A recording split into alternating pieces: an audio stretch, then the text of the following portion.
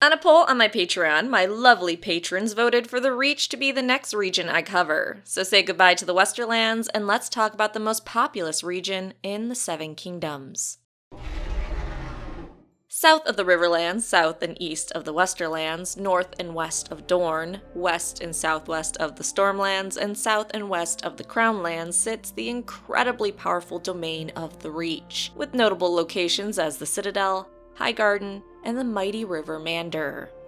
The Reach is the second largest of the kingdoms, with the north being the biggest, but is the most fertile and populous part of Westeros. Its wealth has only ever been outdone by the Westerlands. In fact, the Maesters seem to have a very high praise of the region, writing in the World of Ice and Fire that the Reach is a seat of learning, a center of music, culture, and all the arts, bright and dark, the breadbasket of Westeros, a nexus of trade, a home to great seafarers, wise and noble kings, dread sorcerers, and the most beautiful women in all of Westeros.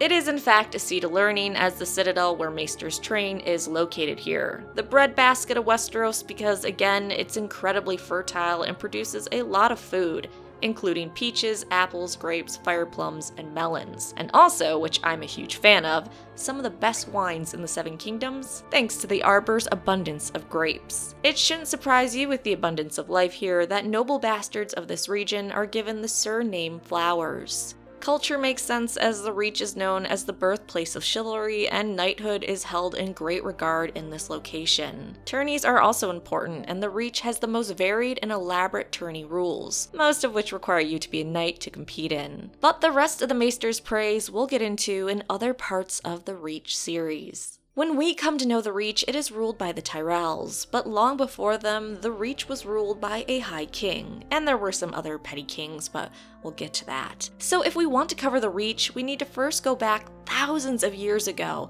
and talk about its legendary hero, Garth Greenhand, also known as Garth the Green and Garth Greenhair, nicknames he earned for his gift as a gardener. In the Reach, you will often hear singers tell of his ability to make trees fruit, flowers bloom, and corn ripen. His description varies from story to story. He may have had green hands, hair, and skin, with some stories adding in antlers like a stag. However, most sculptures, tapestries, and paintings show him as simply dressing in green from head to foot. If you ask the Reach, Garth is the father of not only the Gardener Kings, but of all the great houses and noble families of this area. While there are many tales of Garth Greenhand and his origins and deeds, I feel the Reach is most arrogant in the declaration that Garth was the reason Westeros ever became populated with humans. So we know the Dawn Age, some 12,000 plus years before the books, the first men came to Westeros via the Arm of Dorne, which at the time wasn't broken. Before they had arrived, the continent was populated with children of the forest and giants, some other not so great creatures too, but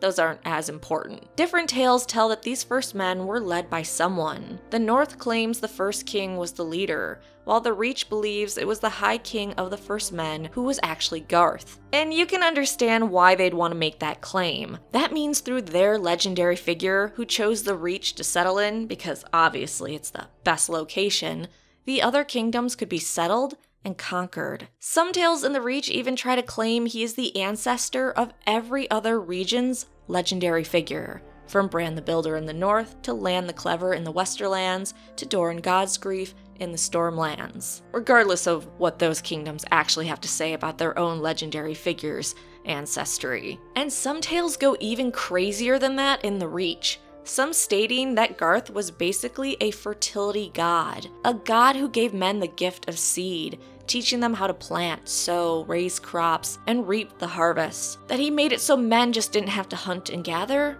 but that they could finally farm. So because of Garth choosing the Reach and teaching men these abilities, he gave means for civilizations to grow, which isn't arrogant at all. Supposedly, he also tried to teach the giants and children of the forest to grow and farm, but the former roared at him and pelted him with boulders, while the latter laughed at him, being beings of the forest. But that wouldn't stop Garth from walking with a heavy canvas bag thrown over his shoulder, filled with seeds that sprang eternal that he would scatter as he walked, bringing life to all the world's known trees, fruits, flowers, and grains. Villages, orchards, and farms came up wherever he walked.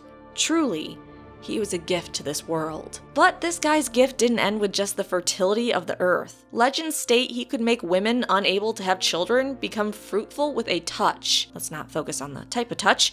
And even old ladies that no longer had their periods would start bleeding when he had contact with them. He just didn't get your downstairs working again. He'd also help you release multiple eggs to be fertilized. Mothers would have twins or triplets when he blessed them. And if you weren't flowering fast enough for everyone else's liking, well, young girls instantly went into puberty at his smile, and maidens ripened in his presence. Because of his ability to make trees produce fruit and crops ripen, there was no shortage of virgin daughters who were brought to him to have sex with, so he would bless the small folk and lords with better returns for their land. And he'd bless them with something else, because there was never a maid he fucked that didn't deliver a strong son or fair daughter 9 months later. But the god tales aren't all cheery like that. Some of the older, more forgotten stories believed he was a darker deity that required blood sacrifice from his people to bring about great harvests. And probably also required virgin daughters, but I feel like once you start demanding blood sacrifices, the virgin thing isn't as bad.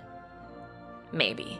There were also some less popular stories that he would die every autumn when the trees lost their leaves, but he would be reborn again in the spring. Even when he isn't a god in their tales, there are stories that paint him as the most extraordinary figure of the Age of Heroes and before. Some believe he was the first man to come to Westeros by himself, that Garth arrived on Westeros thousands of years before the first men ever did, and spent his time talking with the children of the forest and giants, and wandering the land alone. There are, however, some more modest tales that state Garth was a contemporary of those legendary heroes mentioned earlier, like Lan the Clever, and not actually a god. So let's talk about those, which is where those boring maesters come in. Maesters of the Citadel and even Septons believe that Garth was not a god, but a man. He may have been a petty king or war chief, and maybe even the first lord of the first men that led them across Dorne, but they are sure he was no deity. But regardless of the reason he came to Westeros, eventually Garth did, and he settled in the Reach, where he had many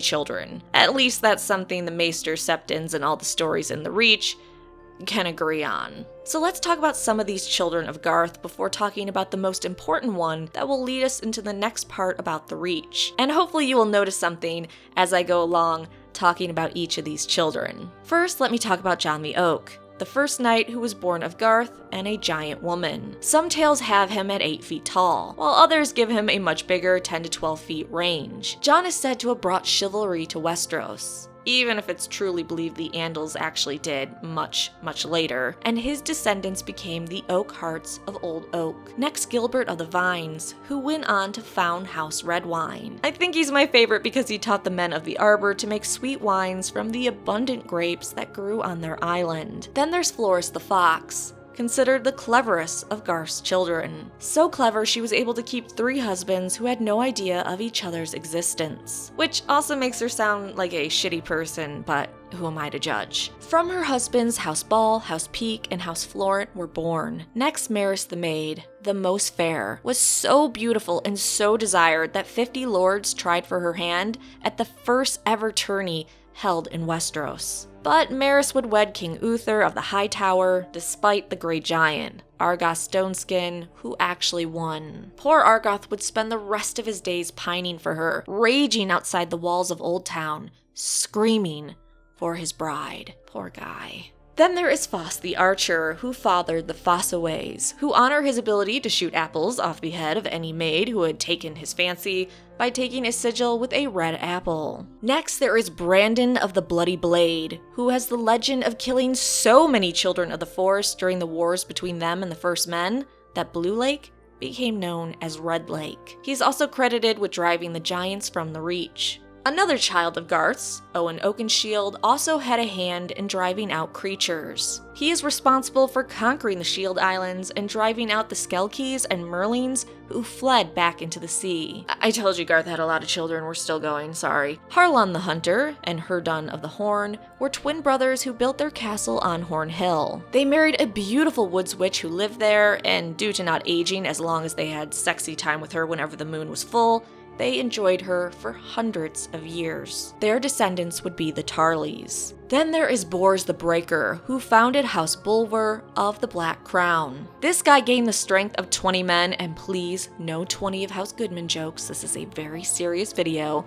He gained the strength of 20 men by drinking only bull's blood. Some stories state that he drank so much bull's blood, he grew a pair of shiny black horns. Rose of the Red Lake was a daughter of Garth who was a skin changer able to transform into a crane at will, and from her came House Crane. It's claimed that some women from this house manifest this power from time to time. Okay, this next one is kinda cute. Ellen Eversweet was a girl who loved honey so much, she made a deal so she could always get it. She became the mother of House Beesbury when she sought out the king of the bees in his large mountain hive and made a deal with him. She would care for his children and his children's children for all time, and she got all the honey she could ever want. So, the first beekeeper. Second to last child, I swear, Rowan Goldtree. She was devastated when her lover left her for a rich rival. Because of his betrayal, she wrapped an apple in her golden hair and planted it upon a hill. From it grew a tree with leaves, fruit, and bark that gleamed yellow. The Rowans of the Golden Grove traced their roots to Rowan's daughters. Really, what I'm hoping you got from all these kids is that the Reach believes Garth was the founder of every house. And not just in the Reach.